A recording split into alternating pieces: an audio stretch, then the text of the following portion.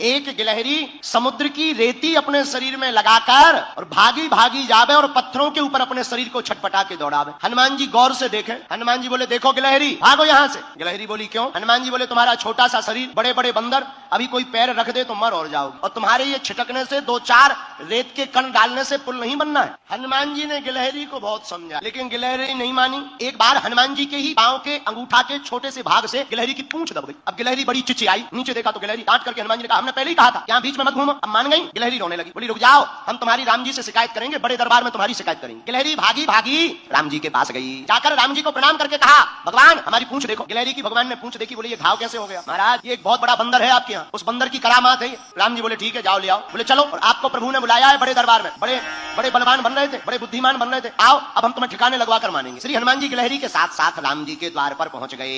राम जी को प्रणाम किया, पर हनुमान जी ने गिलहरी से पूछा एक बात बताओ, तुम्हारे रेत के कण डालने से समुद्र का पुल बनना नहीं है, फिर भी तुम इतनी परेशान क्यों हो रही? राम जी बोले बात तो सही है, बताओ गिलहरी। गिलहरी हाथ दोनों जोड़कर बोली राम जी हमें पता है कि हमारे कारण से पुल नहीं बनना है, लेकिन इन बांदरों ने, बंदरों ने, आपकी इस सेना ने बड़े बड़े पत्थर ला करके पुल बना दिया। राम जी बड़े बड़े पत्थर लगे हैं, आपके चरण बड़े कोमल हैं, पत्थर है उबड़ खाबड़, रखोगे कहीं चोट लग जाए, आपके चरणों से खून बहने लगे, तो ये बनते तो बड़े बुद्धिमान है तुम्हारे हनुमान जी, पर इन्हें ज्ञान एक रत्ती का नहीं। हम छोटे जरूर हैं पर हमें ज्ञान ठीक ठाक। राम जी बोले क्या ज्ञान है? बोले ये तुम्हारे बड़े बड़े बंदर बड़ी बड़ी शिलाएं लगा रहे हैं, पर आपके चरण बड़े कोमल हैं, आप चलोगे तो कहीं पत्थर लग जाएगा, तो हम रेती जाकर के रेती उन पत्थरों की दरार में भरते हैं ताकि आपके चरणों में कोई चोट ना लग जाए। हनुमान जी को सुनकर आंखों से आंसू आ गए। अरे धन्य हो गिलहरी, आप धन्य हो, आपका भाव धन्य है। राम जी ने गिलहरी को अपनी हाथ में लिया, पूंछ के ऊपर हाथ रखा तो जो उसका दुख था, करुणावान करुणा निधान श्री रघुनाथ जी के हाथ रखते ही उस पूंछ का घाव ठीक हो गया और गिलहरी प्रसन्न हो गई। राम जी अपनी 3 अंगुलियां गिलहरी के ऊपर फिराए। जब राम जी ने अपनी 3 अंगुलियां गिलहरी के ऊपर फिराई,